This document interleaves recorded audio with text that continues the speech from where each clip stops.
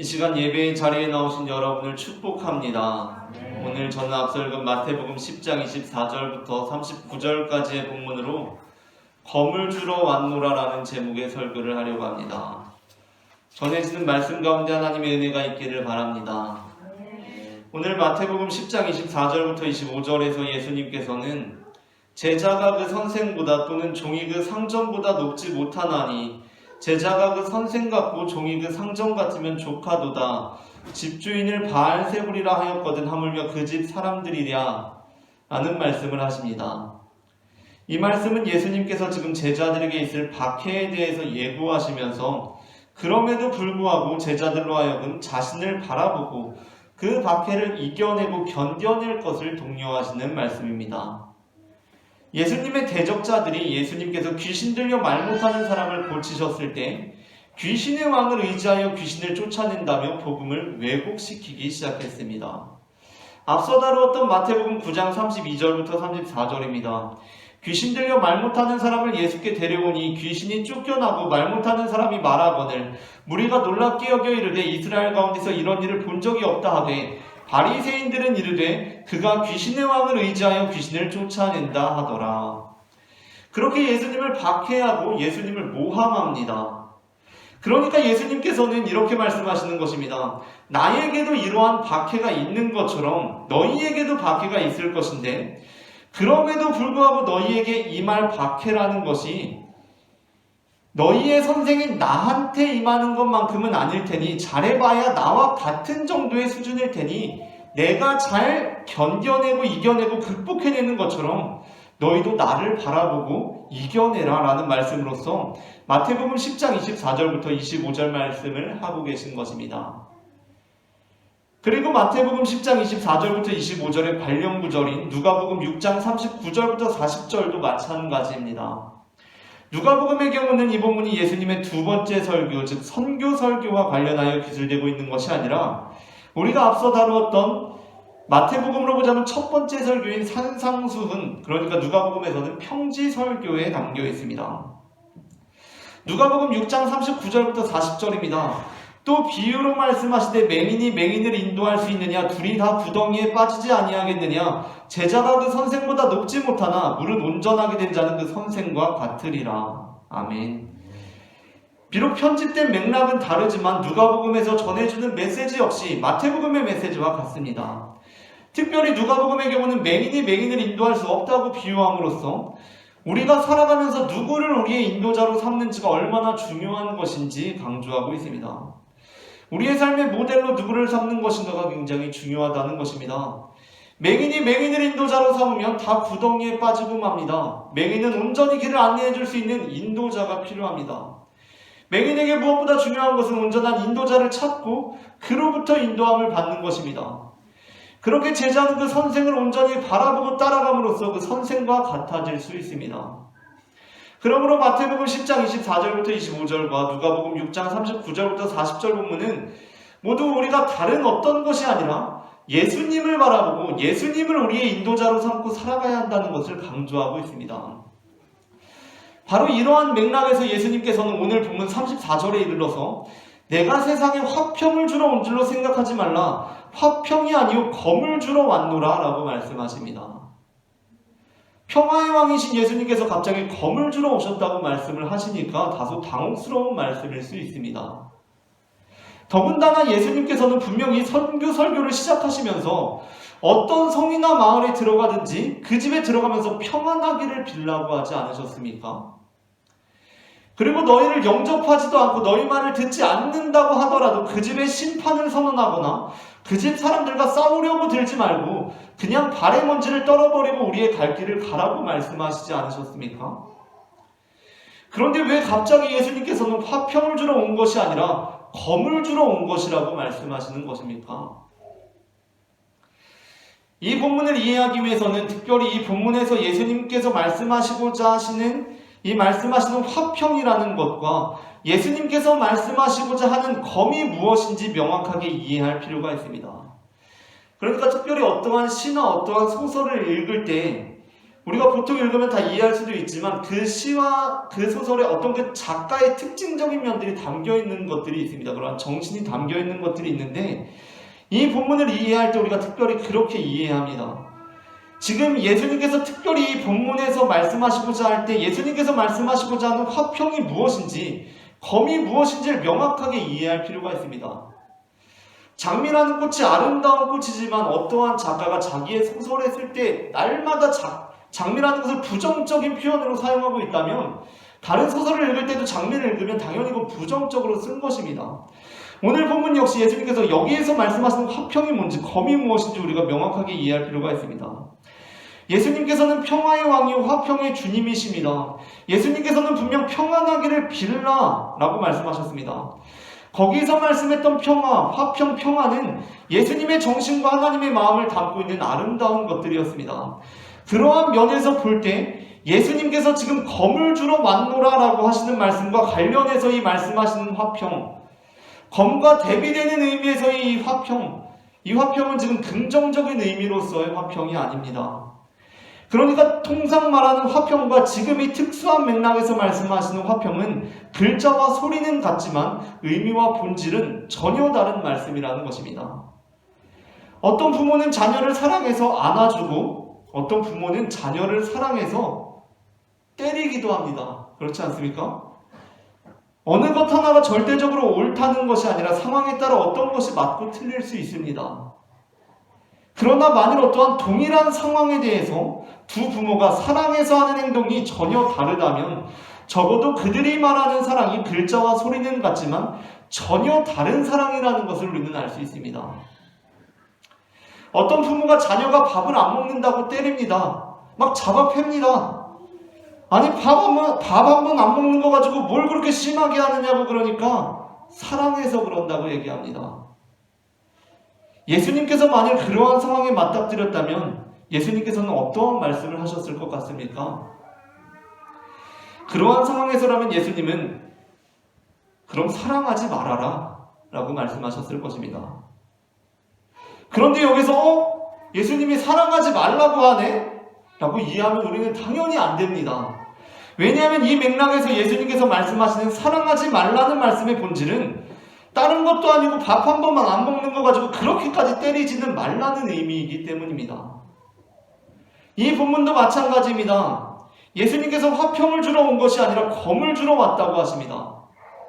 그러니까 사람들이 이렇게 말합니다. 예수님이 화평을 주러 온 것이 아니라고 하네? 그게 아니라는 것입니다. 특별히 예수님께서는 오늘 본문에서 지난주에 다룬 10장 21절 장차 형제가 형제를 아버지가 자식을 죽는 데에 내주며 자식들이 부모를 대적하여 죽게 하리라 라는 말씀에 이어서 다시 한번 가족관계에 대해서 말씀하고 계십니다. 그래서 어떤 사람들은 예수님께서 우리에게 특별히 가족관계와 관련하여 검을 주러 왔노라 라고 하신 말씀을 읽으면서 예수님께서 정말로 가족 간의 사랑과 신의를 다 깨뜨리고 해치려고 오셨다고 생각합니다. 그러면서 내가 교회 다니는 것을 싫어하는 엄마 아빠를 향해서 예수님께서도 가족 간의 화평이 아니라 검을 주러 오셨다고 하셨어. 이제 엄마 아빠랑은 전쟁이야 라고 선언합니다. 내가 예수 믿는 것을 못마땅해 하는 남편을 바라보면서 마치 원수를 노려보듯이 복수의 칼날을 갈아댑니다. 그렇게 신앙으로 인한 가정의 불화, 부부 관계의 악화, 부모와 자녀의 갈등을 마치 하나님의 뜻인 것처럼 포장합니다. 하지만 우리는 예수님께서 이 본문에서 화평을 주러 온 것이 아니라고 하셨을 때 그 화평은 가족들이 서로 사랑하고 서로 믿고 신뢰하고 품어주는 그런 화평을 의미하는 것이 아니라는 것을 알아야 합니다. 그러니까 예수님께서는 불화라는 단어를 쓰셨지만 이 역시도 글자와 소리만 같은 것으로서 예수님께서는 가족 간에 불화가 생기고 갈등이 벌어지게 하기 위해서 오셨다는 의미로 이 말씀을 하신 것이 아니라는 것입니다. 예수님께서는 우리의 가정들이 믿음 안에서 서로 사랑하고 서로 믿고 신뢰하고 품어주기를 원하십니다. 믿음 안에서 그것이 가능하다고 생각하십니다. 사실 예수님께서는 그 누구보다 가족 간의 사랑과 신의를 중요한 것으로 여기신 분이셨습니다. 앞으로 다루게 될 마태복음 15장 1절부터 20절에 예수님의 그러한 정신이 잘 담겨 있습니다. 공교롭게도 바로 그 본문은 앞서 다루었던 누가복음 6장 39절부터 40절의 병행 본문이 기록되어 있기도 한데 마태복음 15장 14절입니다. 그냥 두라. 그들은 맹인이 되어 맹인을 인도하는 자로다. 만일 맹인이 맹인을 인도하면 둘이 다 구덩이에 빠지리라 하시니 라는 구절입니다. 기독교 신앙은 결코 가족 간의 사랑과 신의를 경하게 여기지 않습니다. 그 옛날 여성, 즉 아내와 어린이, 즉 자녀들을 성인 남성, 즉 아버지와 결코 동등한 존재로 이해하지 않았던 유대사회 문화 속에서 충격적이고도 경이롭게 울려 퍼진 골로새서 3장 18절부터 21절 말씀입니다. 아내들아 남편에게 복종하라. 이는 주 안에서 마땅하니라. 남편들아 아내를 사랑하며 괴롭게 하지 말라. 자녀들아 모든 일에 부모에게 순종하라. 이는 주 안에서 기쁘게 하는 것이니라. 아비들아 너희 자녀를 노엽게 하지 말지니 낙심할까 함이라. 아멘. 18절 아내들아 남편에게 복종하라. 이는 주 안에서 마땅하리라를 듣고는 성인 남성들, 아버지들은 고개를 끄덕거립니다. 그리고 원래 성인 남성, 아버지, 기득권들이 기대했던 것은 그냥 여기에서 끝나는 것입니다. 이 뒤에 뭐가 더 필요하지가 않습니다. 그런데 골로새서 기자는 곧바로 이에 상응하는 구절을 덧붙임으로써 그 권위에 대하여 다른 태도를 호소하고 있습니다. 남편들아 아내를 사랑하며 괴롭게 하지 말라. 뒤 이어지는 구절도 마찬가지입니다. 20절 자녀들아 모든 일에 부모에게 순종하라. 이는 주 안에서 기쁘게 하는 것이니라. 성인 남성 아버지들의 고개를 끄덕거립니다. 그런데 골로새서 기자는 이에 상응하는 구절을 다시 또 덧붙임으로써 그리스도인이 이루어야 할 가정이 무엇인지 보여주고 있습니다. 아비들아 너희 자녀를 노엽게 하지 말지니 낙심할까 함이라. 아멘. 그러므로 예수님께서 그리고 성경에서 기독교에서 말씀하는 가족의 관계는 불화와 갈등이 아니고 분명 사랑의 관계입니다. 그렇다면 예수님께서 경계하시는 화평이란 무엇입니까? 그러니까 예수님께서 화평이 아니라고 하실 때 그 화평이란 무엇입니까? 그렇게 같은 글자를 쓰고 같은 소리를 내지만 의미는 전혀 다른 그 화평이란 무엇입니까? 그것은 어떠한 가정으로 하여금 온전한 하나님의 가정이 되는데 방해가 되는 가족관계의 잘못된 방향성을 의미합니다. 때로는 얕은 깊이를 의미합니다. 낮은 높이를 의미합니다. 오늘 보면 37절은 이렇게 말씀하고 있습니다. 아버지나 어머니를 나보다 더 사랑하는 자는 내게 합당하지 아니하고 아들이나 딸을 나보다 더 사랑하는 자도 내게 합당하지 아니하며. 아멘. 여기에서 사랑이란 물론 좋은 것입니다. 그러나 예수님께서 문제로 삼으시는 것이 있습니다. 그것은 바로 그 사랑이 마치 맹인이 맹인을 인도하듯이 온전한 인도자를 향해 있는 것이 아니라 단순하게 서로만을 향해 있는 것입니다. 하늘 아버지보다 땅의 아버지를 더 의지하는 것입니다. 영적인 신랑보다 육적인 남편을 더 의존하는 것입니다. 그렇게 가족을 삶의 인도자로 삼고 자녀를 삶의 가장 중요한 것으로 삼는 것입니다. 예수님께서는 우리의 가정이 그러한 방식으로는 참된 하나님의 가정이 될 수 없으리라고 보셨습니다. 그래서 예수님께서는 우리의 가정이 참된 하나님의 가정이 되기 위해서는 어떠한 방향을 가져야 하는지 보여주고 있습니다. 어느 정도의 높이와 어느 정도의 깊이를 가져야 하는지 보여주고 있습니다. 출애굽기 34장 6절부터 7절의 본문의 의미를 살펴봄으로써 우리는 예수님께서 가족관계에 있어서 의도하시는 방향과 높이와 깊이가 무엇인지 그 초점이 무엇인지 생각해 볼 수 있습니다. 출애굽기 34장 6절부터 7절 본문은 인간이 하나님과 맺는 관계와 인간이 가족과 맺는 관계에 대해서 이렇게 말씀하고 있습니다. 여호와께서 그의 앞으로 지나시며 선포하시되 여호와라 여호와라 자비롭고 은혜롭고 노하기를 더디하고 인자와 진실이 많은 하나님이라. 인자를 천대까지 베풀며 악과 과실과 죄를 용서하리라. 그러나 벌을 면제하지는 아니하고 아버지의 악행을 자손 3, 4대까지 보응하리라. 아멘. 이 본문은 여호와 하나님의 자비와 은혜를 강조하는 대표적인 본문 중에 하나입니다. 본문에서 하나님께서는 인자는 천대까지 베푸시지만 보응은 3, 4대까지만 하신다는 표현을 통해 자신의 인자와 진실이 얼마나 광대한 것인지를 드러내고 계십니다. 그리고 이 본문을 통해 하나님께서 우리에게 주시고자 하는 메시지는 분명 딱 그것입니다. 나의 자비와 은혜가 어마어마하게 크다는 것입니다.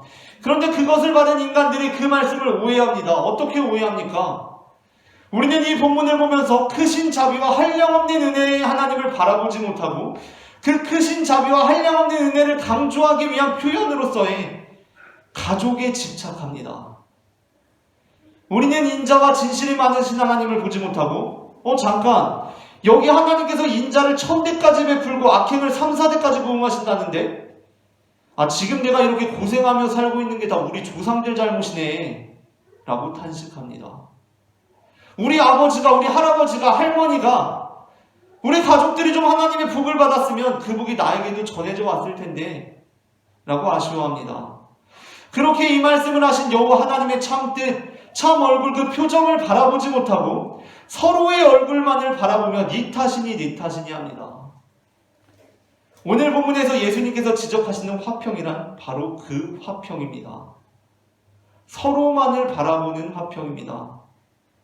한국 사회의 가정 문제가 심각한 수준에 이른 것은 이미 오래전의 일이라고 합니다. 더군다나 코로나 바이러스로 인해서 가족들이 함께 있는 시간이 늘어나면서 오히려 아이러니하게도 가족 간의 불화와 갈등이 더 심해졌다는 기사를 접하기도 했습니다. 그 이유가 어디에 있다고 생각하십니까? 오늘 예수님께서 말씀하신 표현대로라면 화평하기 때문입니다. 이 뜻을 잘 이해하시기 바랍니다. 예수님의 이 의미가 무엇이고 화평하기 때문입니다. 달리 표현하자면 우리가 서로 너무 밀접하기 때문입니다. 필요이상으로 밀접하기 때문입니다. 서로 너무 기대고 있고 의존하고 있기 때문입니다. 맹인이 맹인을 붙잡고 가고 있기 때문입니다. 우리가 서로 너무 사랑하기 때문입니다. 이 의미를 잘 되새겨야 합니다. 서로 지나친 영향을 주고받고 있기 때문입니다. 예수 그리스도보다 남편을, 아내를, 자녀를 더 사랑하기 때문입니다. 우리 가정에 문제가 닥칠 때 우리는 어떠한 생각을 합니까? 그 문제의 원인이 어디에 있다고 생각합니까? 그 문제가 해결되기 위해서는 어떻게 되어야 한다고 생각합니까? 당연히 내가 아니라 남편이 변해야 한다고 생각합니다. 언제나 내가 아니라 아내가 변해야 합니다. 항상 우리 부모들은 별 문제가 없고 지금 자녀가 심각한 문제라서 자녀가 변해야 합니다. 어찌됐든 나는 아닙니다. 그렇게 나는 화평이라고 이름 붙인 밧줄로 단단히 올무를 엮어서 그들의 발목을 낚아챕니다. 화평이라는 이름으로 그들의 발목을 올무로 낚아챕니다. 구덩이에 빠진 상황에서 나를 잘못 인도한 그 사람을 탓합니다. 하지만 너무하다고 생각하지 않으십니까? 남편도 아내도 자녀도 그저 우리는 모두 다 똑같은 처지인 맹인일 뿐인데 말입니다. 함께 구덩이에 빠진 상황에서 너무 다른 사람을 탓하지 말아야 합니다. 내가 참으로 딱한 맹인이었던 것처럼 그 역시도 참으로 딱한 맹인이었을 뿐이기 때문입니다. 그렇다면 우리는 어떻게 해야 합니까? 가장 우선적으로 맹인을 인도자로 삼은 나의 모습을 돌아보아야 합니다. 그리고 이제 그들의 발목을 낚아채기 위해 엮은 올무를 끊어버려야 합니다. 그래서 예수님께서는 이렇게 말씀하십니다. 내가 세상에 화평을 주러 온 줄로 생각하지 말라. 화평이 아니오 검을 주러 왔노라. 그러니까 이 본문에서 말씀하시는 검은 상대방이랑 싸우라고 주는 검이 아닙니다. 가족들에게 이제 다 예수 믿기 시작했으니 불신자 가족들과 화평의 시대는 끝났다. 전쟁이다. 이렇게 선포하는 검이 아닙니다. 싸우고 찌르고 피를 보고 그러는 검이 아닙니다. 이 검은 예수님께서 올무를 끊으라고 주시는 검입니다. 가족의 발목을 붙잡고 있는 그 올무를 끊으라는 것입니다. 그렇게 서로 힘들게 하는 그 올무 끊어버리라는 것입니다. 화평으로 포장한 그 올무를 끊어버리라는 것입니다. 이제까지 가족들과의 관계에서 내가 계속해서 취해오던 방식, 올무를 만들어서 그들의 발목을 낚아채고 서로가 서로의 포로가 되는 그 포로된 화평이라는 방식, 그 올무의 밧줄을 끊어버리라는 단절의 검이라는 것입니다. 그러니까 이 말씀을 나를 인도한 맹인에게 왜 나를 이렇게 인도했느냐고 마치 자신의 책임은 하나도 없는 것처럼 그 사람 탓을 하고 있지 말고 네가 제대로 된 인도자를 바라보는 삶을 살아가라는 말씀이라는 것입니다. 그래서 예수님께서는 검을 주러 왔노라고 말씀하시며 38절에서 이렇게 말씀하십니다. 또 자기 십자가를 지고 나를 따르지 않는 자도 내게 합당하지 아니하니라. 아멘. 예수님께서는 자기 십자가를 지고 나를 따르라는 자가 내게 합당하다고 말씀하십니다. 무너진 가정의 모습들을 볼 때 물론 이런저런 여러 가지 가정의 문제들이 있지만 현대 사회 속에서 적지 않은 가정의 문제는 내가 나로 서지 못하는 데서 시작한다고 합니다. 물론 과거 시대의 아버지와 어머니는 거의 가족에 대한 희생과 헌신의 화신이었다고 봐야 합니다. 그것이 어쩌면 오늘의 가정을 이룩한 근거이자 힘이기도 합니다. 그런데 현대 사회 속에서 그로 인해서 가정들이 깊은 병을 앓고 있는 경우들이 많이 있다고 합니다. 그러니까 어떤 한 인간이 그 인간 존재 자체로 서지 못하고 평생을 아버지로서 누군가의 아빠로만 살아갑니다. 어떤 한 인간이 그 인간 존재 자체로 서지 못하고 누군가의 엄마로만 살아갑니다. 어떤 한 인간이 그 인간 존재 자체로 서지 못하고 누구 아들로, 누구의 딸로만 그렇게 평생을 살아갑니다. 물론 아버지와 어머니의 사랑과 희생은 아름다운 것일 수 있지만, 인격적으로 훌륭한 것일 수 있지만, 예수님께서는 이미 2000년 전에 그것이 기독교적으로 온전한 가족상과 인간상이 되지 못한다고 말씀하셨습니다. 오히려 예수님께서 어떠한 가정이 진정한 하나님의 가정이 되기 위해서 걸어야 할 길로서 제시하신 것은, 먼저는 그 한 사람 한 사람이 자기 자신으로 서서 자기 십자가를 지고, 나아가서는 그들이 예수 그리스도보다 아버지나 어머니를 더 사랑하고 예수 그리스도보다 아들이나 딸을 더 사랑하는 것이 아니라 예수 그리스도를 따라가는 것이었습니다. 이 말씀이 마치 아버지나 어머니를 덜 사랑하고 아들이나 딸을 덜 사랑하는 말씀처럼 들려서 마음에 걸림이 되실 수도 있습니다. 그러나 예수님께서 말씀하시는 것은 아버지나 어머니를 덜 사랑하고 아들이나 딸을 덜 사랑하라는 말씀이 아닙니다. 상대주의 사회에서 상대적 박탈감을 느끼며 상대평가를 주로 받아온 우리는 이 말씀을 그렇게 오해합니다. 그러나 예수님께서 말씀하시는 것은 절대적인 관계 근거 자체의 변혁을 의미하는 것입니다. 하나님과의 관계없이, 예수님과의 관계없이 가족 간의 사랑, 부모 사랑, 자녀 사랑을 실현한다는 것은 작은 물컵에 물을 따르는 것과 같습니다. 우리가 복음서를 볼 때도 마가복음과 마태복음, 누가복음, 요한복음 이렇게 보통 순서를 상정하는데, 그 순서 상정에는 물론 기록 연대도 있지만 강조점이 있습니다. 마가복음에서 가장 우선적으로, 가장 첫째로 강조되는 것이 하나님 사랑이고, 마태복음은 원수 사랑, 누가복음은 이웃 사랑, 요한복음은 서로 사랑을 의미하고 있습니다. 가장 먼저 근간이 되는 것으로 하나님 사랑이 복음서의 근거가 되고 있는 것입니다.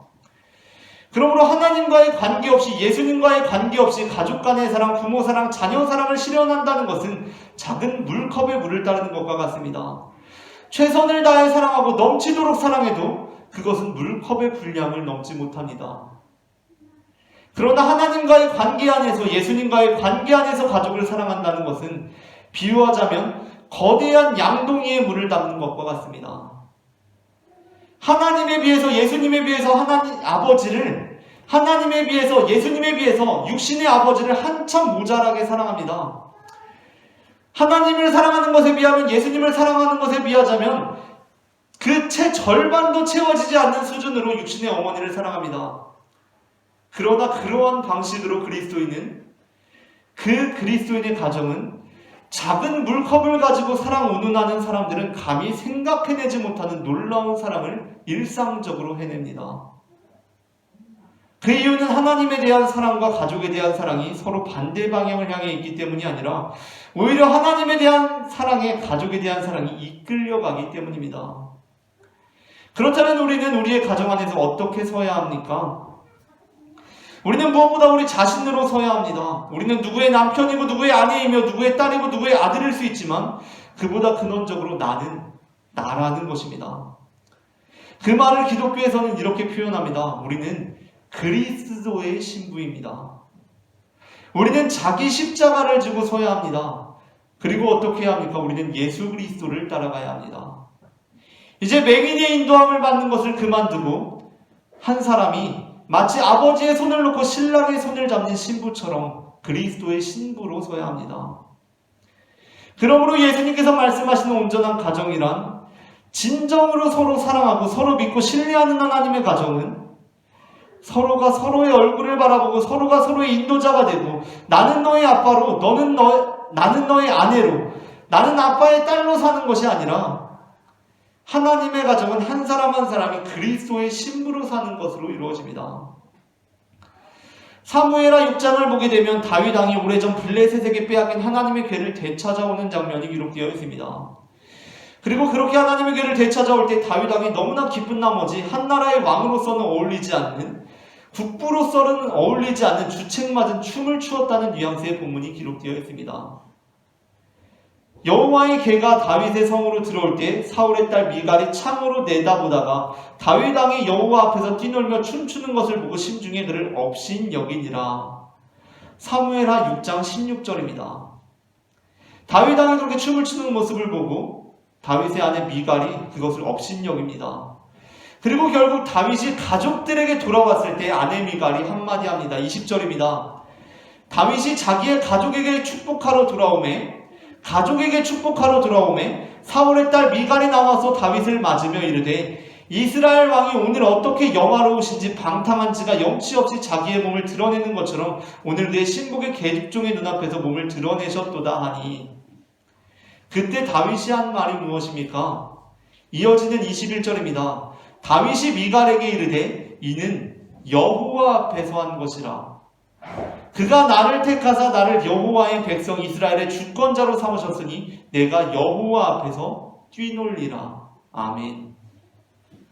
다윗이 미갈에게 이르되 이는 여호와 앞에서 한 것이니라. 내가 여호와 앞에서 뛰놀리라. 다윗의 삶의 기준은 분명했습니다. 그는 여호와 하나님 앞에서 그분을 자신의 인도자로 삼으며 산 사람이었습니다. 때로 우리가 가장 사랑하는 사람들이 가족이기 때문에 가장 사랑하는 사람들로부터 상처를 받게 되기도 합니다. 아니, 춤 한 번 좀 췄다고 그렇게 야박을 하고 했던 소리 계속하고 계속 뭐라고 합니다. 그러한 순간에 그 올무에 걸려있지 말고 그 올무를 끊으시기 바랍니다. 가족의 인연을 끊으라는 것이 아니라 그 관계에 틈탄 악한 영향력을 끊어버리라는 것입니다. 누군가의 남편으로서가 아니라 누군가의 아내로서가 아니라 누군가의 딸 아들로서가 아니라 예수 그리스도의 신부로서 떳떳하고 당당한 태도와 행동이었는지 성찰해보고 그에 합당한 행동이었다면 우리는 그저 우리의 인도자 되시는 예수 그리스도를 신랑으로 삼고 그분을 따라가면 되는 것입니다. 그렇게 될 때 우리의 가정이 망가지는 것이 아니라 우리의 가정이 하나님의 나라가 임한다는 것입니다. 예수님께서 우리에게 명하시는 가정은 화목한 가정입니다. 부라라고 하셨다고 해서 절대 싸우는 가정이 아닙니다. 예수의 이름 없이 화목한 가정이 예수의 이름으로 싸우는 가정보다 어떠한 면에서 나을지도 모릅니다. 그런데 그렇다면 화목한 가정이 어떻게 가능할 것인가?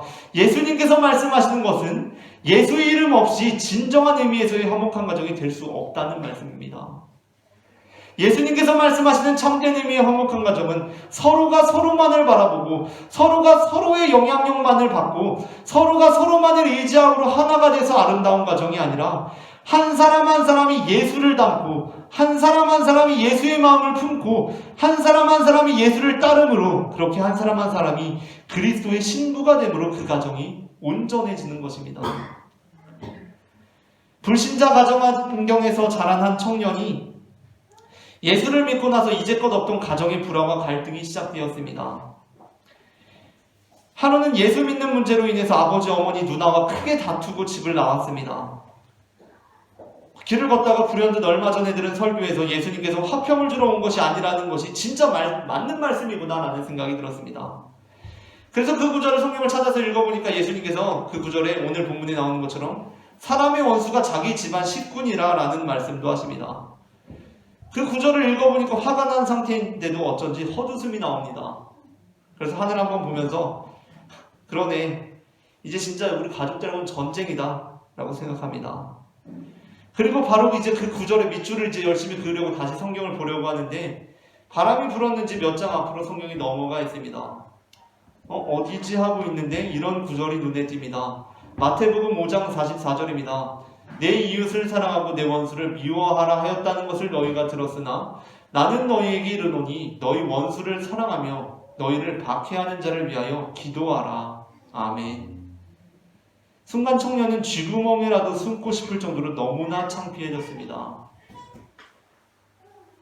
예수의 이름으로 아버지에게 목소리를 높이고 예수의 이름으로 어머니에게 대들고 예수의 이름으로 누나에게 화를 냈던 불과 몇 시간 전 자신의 모습이 너무나 부끄럽게 느껴지는 것입니다. 설령 우리 부모가, 우리 가족이 진실로 원수라고 할지라도 그렇게 해서는 안 됐던 것이었구나 라는 생각이 드는 것입니다. 왜 내 마음에는 사랑보다 분노가 많았는지, 왜 내 손에는 주님을 닮은 섬김이 부족했는지, 왜 나의 눈에는 우리 가족들을 향한 눈물이 말라 있었는지 너무나 부끄러운 것입니다. 우리가 예수 안에서 아버지의 아들이 아닌, 어머니의 딸이 아닌, 남편의 아내가 아니고 아내의 남편이 아닌 그리스도의 신부로 서게 되었을 때 그 가정에 벌어지는 일은 무엇입니까? 싸움입니까? 불화입니까? 갈등입니까? 서로 겸을 겨누는 것입니까? 그것이 아닙니다. 그것은 고도의 상승이며 절대적인 관계 근거 자체의 변혁이며 서로 간에 주고받던 악한 영향력에 대한 단절입니다. 그렇게 어떻게 되는 것입니까? 그렇게 단순히 서로의 얼굴만을 보는 수준을 넘어서 예수 안에서 서로 더욱 이해하게 되는 것입니다. 예수님을 통해서 서로 더욱 화목하게 되는 것입니다. 예수의 이름 없이는 감히 생각해내지 못했던 사랑과 이해와 용서를 일상적으로 해내면서 마치 거대한 양동이의 물을 담는 것처럼 진정한 의미에서의 화목이 이루어지는 것입니다. 서로가 서로를 위해 더욱 기도하고 사랑하게 되는 것입니다. 이처럼 하나님께서는 우리의 가정을 불화하게 만드시는 분이 아니라 하나님의 뜻 안에서 하나님의 방법으로 더욱 온전하게 이끌어 가시는 분임을 저는 마태복음 10장 24절부터 39절 본문을 근거로 고백합니다. 오늘 전해진 말씀 가운데 하나님의 은혜가 임했기를 바랍니다.